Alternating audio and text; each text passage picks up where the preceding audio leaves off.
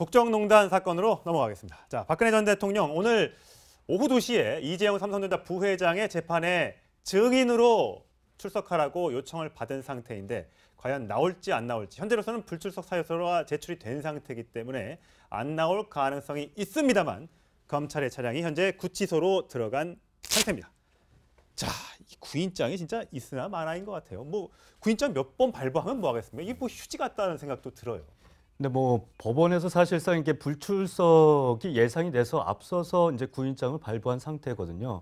현재 뭐 막 들어온 소식인데 이 서울구치소에 들어갔던 이제 특검팀이 이 구치소 측에 이 강제 구인장을 전달을 하고 빠져나온 것으로 지금 확인이 되고 아니, 전달만 하고 빠져나왔어요? 예, 현재까지는 뭐 구치소 안의 상황이 정확히 어떻게 됐는지는 알 수 없지만 특검팀이 구인장을 전달하고 현재는 구치소를 나온 것으로 파악이 되고 있습니다. 지금 화면에 보이는 저 검은 차량이 오늘 오전에 검찰 관계자가 타고 구치소로 이제 박근혜 전 대통령을 구인하기 위해서 들어가는 장면인데 구인장만 전달하고 그냥 나왔다면 결국 강제 구인엔 실패한 것이 아닌가라는 생각이 듭니다. 아직은 모르죠. 왜냐하면 이 검사나 수사관이 이 구치소에 있는 지금 피고를 끌고 나오는 것이 아니고 네. 강제 구인이라고 하면은 본인이 싫다고 하더라도 물리적으로 끌고 법정에 세울 수 있다라는 전제거든요. 그럴 때 보통 잘 보시면 호송차와 교도관들이 동원되지 않습니까? 그러니까 이게 서울구치소 쪽에 전달한 거예요.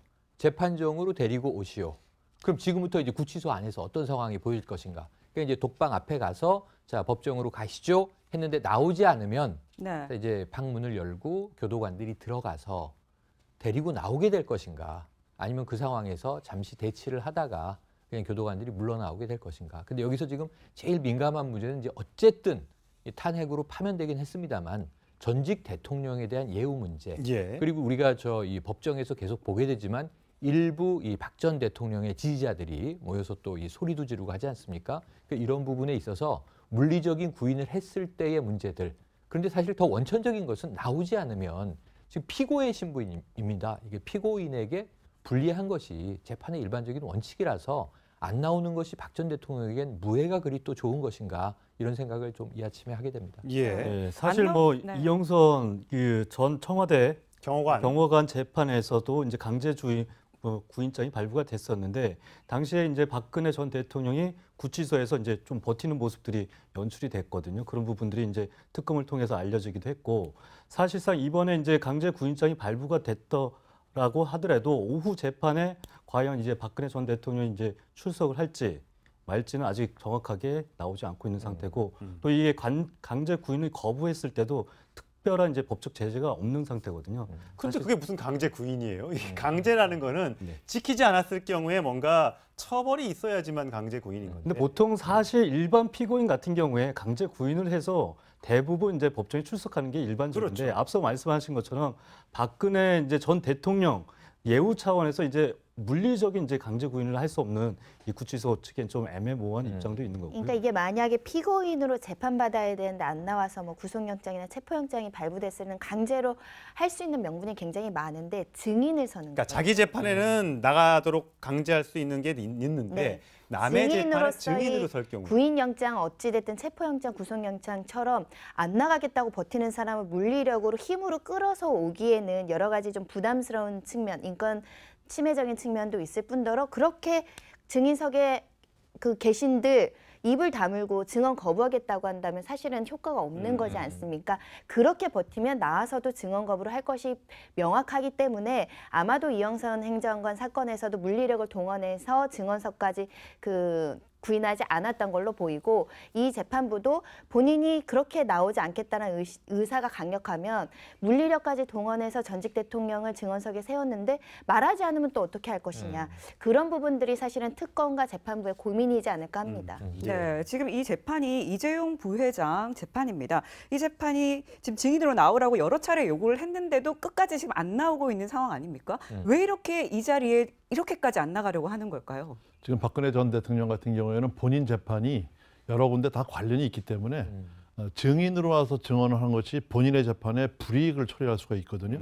그래서 증언을 안 하고 있는 것이고 또 형사소송법상 피고인이 불리할 경우, 증인이 불리할 경우에는 또 진술을 안 할 권리가 또 있는 것이거든요. 그래서 여러 차례 구인에도 불구하고 안 나오고 있는데 법정에서의 증언은 이제 펀치로 비유할 수가 있고 이런 증인들의 증인은 잽으로 비유할 수가 있거든요.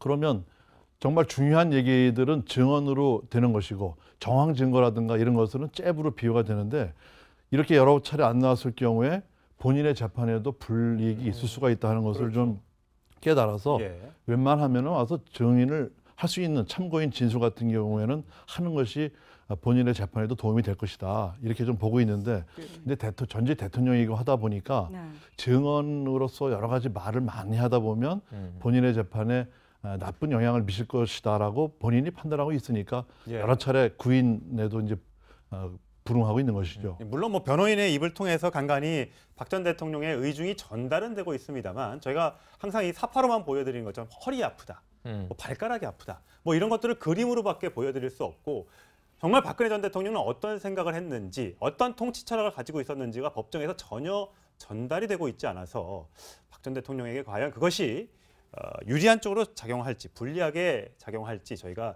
참 가늠을 하기 좀 어렵습니다. 어제 저희가 박근혜 전 대통령 소식을 전해드리면서 침대, 과거에 이제 청와대에서 구매했던 3개의 침대가 어떻게 됐을까? 이제 이런 얘기를 많이 해드렸는데 그동안 이제 박근혜 전 대통령이 청와대에 있으면서 안살림까지 이제 여러 가지 살면서 구매했던 물건들이 다 어디로 갔을까 지금 굉장히 관심을 받고 있습니다. 그 중에 이제 하나가 휴지통. 또 이제 몰래 카메라 등등 이건 다 어디 갔을까? 지금 화면에 보이는 게 청와대가 구입한 몰카 시계라고 지금 하네요. 심각한 거예요. 왜냐하면 이 박근혜 정부 시절에도 국정감사나 아니면 이제 국회에서 계속 저 문제를 다루면서 자 이제만 총무비서관 나와라. 청와대 구매 물품 중에 이게 뭐냐? 그런데 지금 이제 당시 청와대 구매 목록들을 쭉 보니까 3천여 건의 물품을 샀어요. 4년 동안. 근데 그 중에서 한 2천 건 정도는 조달청을 통해서 나라 장터를 통해서 구매했는데 이게 산 물건과 목록이 있을 거 아니에요. 그게 맞아야 되잖아요. 근데 청와대에서 직접 구매한 게 한 1,200건 정도 되는데 이 중에 700건 이상이 산 물품과 목록이 일치하지 않는 거예요. 지금 아까 보여주신 시계를 보시면요.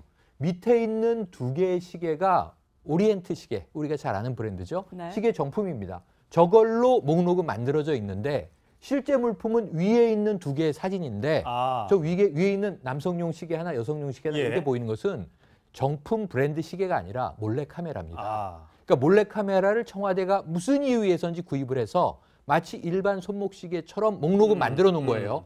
그러니까 이런 걸 우리가 이 가짜 목록을 만들었다고 볼 수 있겠는데 700여 개의 물품이 뭔지가 지금 너무 궁금해지는 대목이죠. 그렇죠. 그중에 일부는 몰래카메라라는 건 알겠고 그래서 이제 그런 부분들에 대해서는 좀 앞으로 면밀한 검토가 필요해 보입니다. 네, 지금 말씀하신 것처럼 당시에도 청와대가 몰래카메라를 왜 구입했냐는 것 때문에 논란이 많았습니다. 그 모습 먼저 보시죠. 몰래카메라의 경우 저는 그때 뭐라고 변명을 해도 이건 대통령 감시용이라고 확신했어요.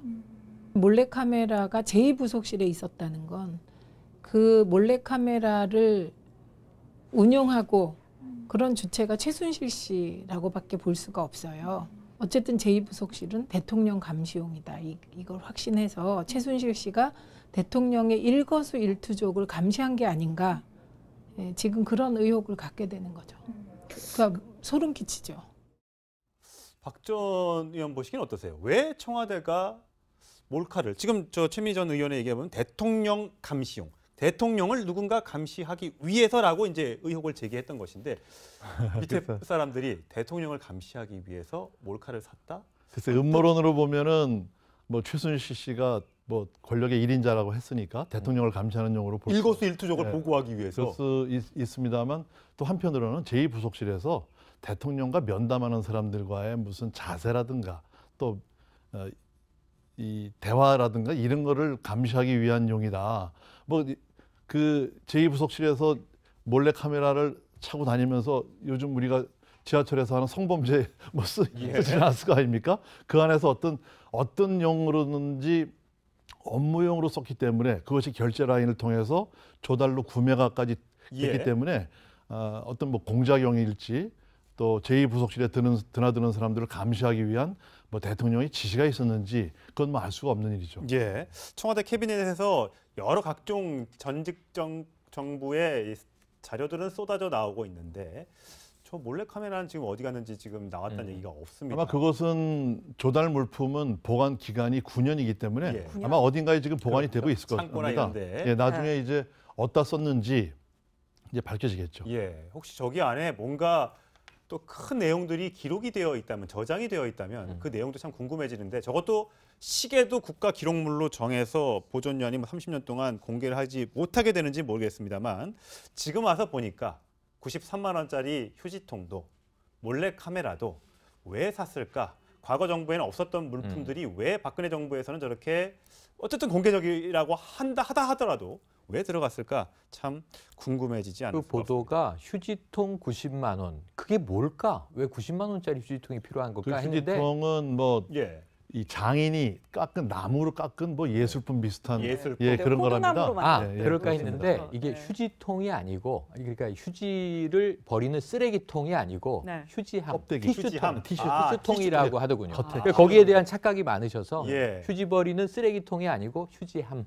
휴지함이라도 93만 원은 너무 비싸죠. 그러니까 이제 장식용 명품인 장식용이죠. 거죠. 아, 예, 뭐 박근혜 전 그리고 대통령의 취향인지는 모르겠습니다만 그리고 이제 그때 물품 구매한 것을 보면 같은 물품도 가격이 막 천차만별이에요. 네. 리클라이너라고 이렇게 네네. 기대는 소파. 기대서 잠깐 잠잘 수 있는 그런 용도의 소파가 한 160만 원에 구입한 게 있고 또 220만 원에 구입한 게 있더라고요. 그러니까 한편으로 보면 이 나라 돈을 그냥 주머니 돈처럼 쓴 겁니다. 그래서 이것을 반면구세로 삼아서 이번 문재인 정부에서도 청와대 구입 물품은 투명하게 또 나중에 공개가 돼도 떳떳할 수 있는 예. 그런 전례를 좀 만들었으면 예. 합니다. 어제 저희가 뭐 문재인 대통령 소식을 전해드리면서 김정숙 여사가 뭐 카드 한도가 초과돼서 뭐 침대 결제를 못했고 또 1,000원짜리, 2,000원짜리 뭐 다 땡땡 샵에 가서 물건들을 많이 산다 이런 소식을 전해드렸더니 좀 많이 좀 대조가 되는 것이 아닌가라는 생각이 좀 들고요.